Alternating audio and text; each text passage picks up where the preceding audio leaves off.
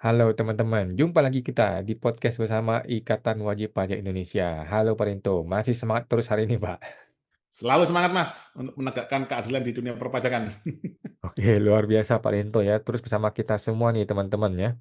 Jadi IWPI hari ini mau mencermati mengenai bukti-bukti di pengadilan dan dihubungkan dengan PPID Kemenkeu. Bagaimana nih Iya. Pak ceritanya? Ya, jadi ini kita melakukan lagi Mas, kembali lagi ke PPID Mas, terkait Hmm. dengan perilaku hakim di pengadilan pajak Mas Awan. Jadi kadang hakim-hakim ini juga kurang memahami Mas prosedur hukum acara di dalam pengadilan pajak itu sendiri Mas Awan. Contohnya yang Hmm. paling sering ini adalah alat bukti yang wajib pajak hadirkan di dalam pengadilan itu ternyata ada yang tidak dimasukkan di dalam putusan dalam pengadilan Mas Awan. Gitu, Mas. Nah, Hmm. hakim ini keliru memaknai pasal 76 kalau tidak salah Mas. Coba Mas bisa dilihat Mas, pasal 76 Undang-Undang Pengadilan Pajak Mas. Pasal Nah, 76. ya, coba pasal 76 Mas. Undang-Undang Pengadilan Pajak Nah, pasal 76. ya, Pasal 76, pasal 76. Coba saya share ya, screen. ya, intinya hakim tuh menentukan dua alat bukti kalau Mas ya. Ini. Nah, itu Mas. Betul Hmm. Mas.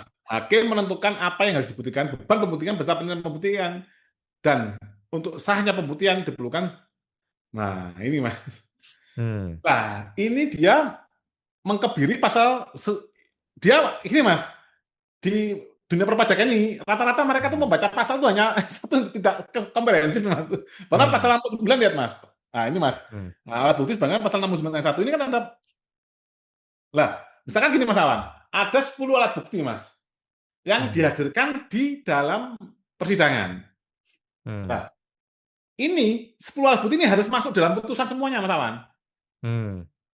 Nanti majelis hakim dipertimbangkan bukti satu. Oh, ini Hmm. tidak relevan karena ini. Hmm. Bukti dua, ini tidak relevan. Oh, bukti tiga ini relevan. Ini yang kami buatkan ini gitu loh, Mas.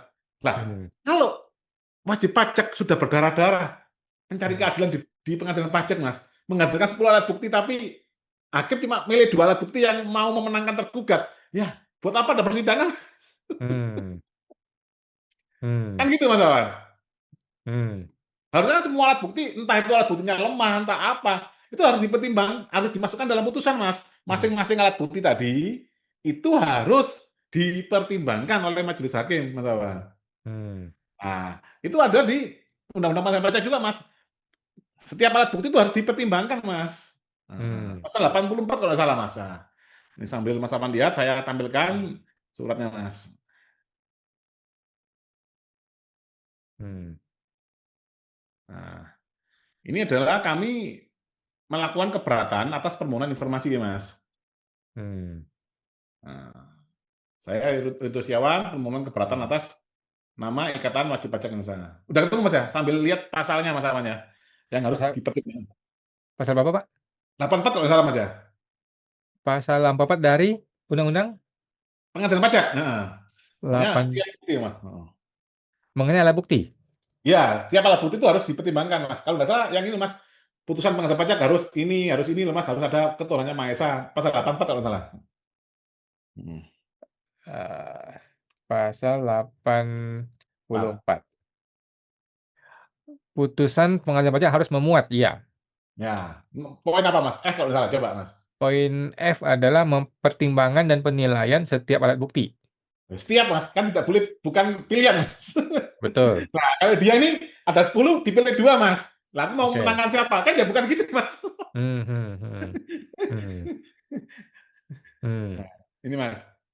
Nah, ini permintaan tidak informasi ditanggapi tidak sebagaimana diminta. Ini kita hmm, keberatannya Mas. Ini pertanyaannya tadi hmm, Mas. Apakah hmm, Ketua Pengadilan Pajak memperbolehkan majelis hakim tidak memuat seluruh alat bukti dalam putusan? Ini maksud hmm, saya sesuai dengan pasal 84 Mas. hmm, Kan kita kasih hmm, pilihan, nggak ada Mas ya. A, boleh, B tidak boleh, C tidak tahu. Yang kedua, apakah majelis hakim pengadilan pajak berwenang memilah-milah alat bukti mana saja yang akan dimasukkan dalam putusan? hmm, Berwenang, tidak berwenang, tidak tahu. Ini jawabannya aslinya gini Mas. hmm. Ketua pengadilan pajak berperan menjaga integritas. Nah, ini Hmm. pokoknya jawabannya nggak dijawab dengan tegas sama seperti biasa, Mas Awan. Hmm. Nah, ini kan kami masukkan pasal 84 ini, Mas. Ya, ini, Mas. Pertimbangan penilaian setiap bukti, Mas. Hmm. Keberatan atas poin 2 ini kami sampaikan, sebentar, Mas. Keberatan atas poin 1, Mas. Permintaan informasi kami bukan soal intervensi Ketua Pengadilan Pajak atas substansi putusan, melainkan mengenai apakah diperbolehkan atau tidak suatu putusan tidak mencantumkan seluruh alat bukti, serta apa dasar hukumnya yang mengatur hal tersebut. Hmm. Tanggapan PPID tidak menjawab secara eksplisit apakah hal tersebut diperbolehkan atau tidak diperbolehkan dan menghindari pilihan jawaban yang ditawarkan dalam formulir A, B, C, Mas. Hmm. Penjelasan yang diberikan terlalu umum cenderung mengaburkan substansi pertanyaan. Jika pasal 84 ayat 1 huruf F memajukan penilaian atas setiap alat bukti, maka seharusnya tidak boleh ada alat bukti yang tidak dimuat atau diabaikan dalam pertimbangan putusan. Sebab Hmm. itu akan bertentangan dengan asas audi et alteram partem dan asas due process of law yang diakui dalam prinsip umum di peradilan. Hmm. Keberatan atas poin 2, PPD memberikan narasi yang ambigu antara kewajiban mempertimbangkan seluruh bukti pasal 84 ayat 1 huruf F dan diskresi hakim untuk memilah bukti. Hal ini justru memperkuat kecurigaan bahwa ada ketidaksesuaian antara norma hukum dan praktik di lembaga peradilan. Hmm. Karena kan rata-rata hakim di pengadilan pajak ini Mas, banyak yang juga belum sarjana hukum, Mas Awan. Pasal Oke. 84 ayat 1 huruf F menyatakan bahwa putusan wajib memuat penilaian terhadap setiap alat bukti, Mas. Nah, Hmm. dalam hal ini penggunaan kata setiap mengandung makna menyeluruh, bukan selektif. Hmm. Jika majelis hakim memilih tidak memasukkan alat bukti tertentu dalam putusan, maka setidaknya tetap harus disebutkan alasan pengecualiannya tersebut agar dapat diuji akuntabilitas dan atau judicial reasoningnya oleh publik maupun Mahkamah Agung dalam tahapan kasasi atau peninjauan kembali.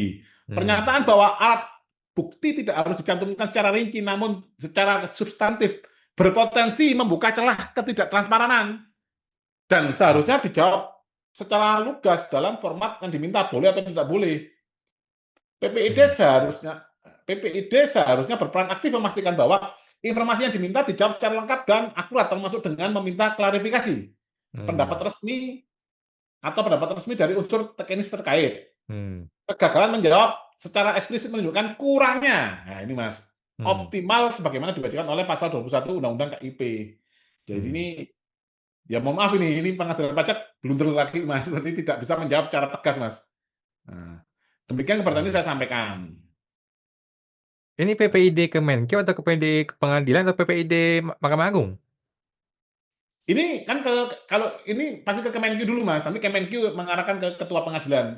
Itu kan Sekretariat Pengadilan Pajak kan ada di bawah Sekretariat Jenderal Kemenkeu Mas. Oh, Nah, oke. ini keberatan atas pembunuhan informasi Mas. Hmm. Nah, ini nanti kalau nggak close akan lari ke sengketa informasi di Komisi Informasi Pusat Mas Awan. Hmm. Nah ini Mas, sekarang enaknya Mas Awan, sudah eranya AI Mas. Oke. Jadi pertanyaan kita, jawaban mereka itu bisa kita langsung AI yang olah, gitu loh Mas. Jadi kita Hmm. tanpa, nah ini eh, hasil AI dari ChatGPT Mas ya, apakah Ketua Pengadilan Pajak memperbolehkan majelis hakim tidak memuat seluruh alat bukti dalam putusan? Jawaban tidak boleh Mas. Langsung Hmm. tegas Mas, AI-nya Mas. Ya. Nah, berdasarkan pasal 84 ayat 1 huruf F, nah, ini bunyinya setiap putusan memuat pertimbangan dan penilaian terhadap setiap alat bukti yang diajukan serta hal-hal yang terjadi dalam persidangan. Oh, ini serta hal yang terjadi dalam persidangan, Mas. Apa saja harus dimuat, Mas.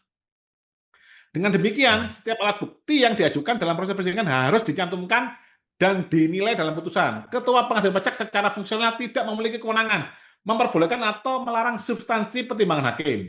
Namun secara administratif berkewajiban mengawasi mutu penyusunan putusan agar sesuai dengan ketentuan formal dan asas keadilan. Dasar hukum pasal 84 ayat 1 huruf F dan Undang-Undang Pengadilan Pajak dan pasal 5 ayat 1 Undang-Undang Nomor 8 tahun 2009 tentang kekuasaan kehakiman, Mas. Asas keadilan dan ketidakberpihakan. Hmm. Jadi yang harus kita patuhi adalah hukum, Mas. Adalah Hmm. peraturan perundang-undangan, bukan ketua pengadilan pajaknya, bukan dirjen pajaknya. Ini kalau rata-rata hakim pengadilan pajak ini kan mantan temennya tergugat, Mas. Jadi Hmm. rawan sekali intervensi. Pertanyaan yang kedua, Mas. Apakah majelis hakim pengadilan pajak berwenang memilah-milah alat bukti yang dimasukkan dalam putusan, Mas? Jawabannya Mas, tidak Hmm. berwenang dalam arti mengabaikan sebagian alat bukti yang diajukan majelis hakim, Hmm. yang diajukan. Majelis hakim berwenang menilai relevansi dan bobot pembuktian, itu Mas. Namun tetap berkewajiban menilai seluruh alat bukti yang diajukan dan menyatakannya dalam pertimbangan hukum, gitu, Mas. Hmm. Ini Mas. Oke. Nah, ini daripada negara kemarin ini Mas ya di hari ulang tahun Bayangkara kan beli robot, ini Mas, robot polisi. Ini kayaknya beli robot hakim lebih enak, Mas. Robot hakim ya. Robot hakim. Oke. Pemilahan hanya dapat dilakukan dalam rangka menilai kekuatan pembuktian suatu alat bukti, namun tidak dapat menjadi alasan untuk menghilangkan atau tidak mencantumkan alat bukti yang diajukan oleh para pihak. Dasar hukumnya ini, Mas. Hmm. Pasal Hmm. 69 sampai 78 Undang-Undang Pengadilan Pajak, pasal Hmm. 76 Undang-Undang Pengadilan Pajak, hakim menentukan apa yang harus dibuktikan. Pasal Hmm. 78 putusan didasarkan pada pembuktian dan keyakinan hakim. Pasal 84 ayat 1 huruf F. Mas. Hmm. Tambahan dokumen yang seharusnya disampaikan sebagai bagian dari informasi publik, PPD seharusnya menyampaikan pula jika tersedia pedoman teknis penyusunan putusan pengadilan pajak, Mas Awan. Nah, Hmm. terjadi kan tiba-tiba, ya mohon maaf Mas ya, mungkin kita sudah terlalu Hmm. lama dijajah Mas ya, dalam tanda kutip Mas ya.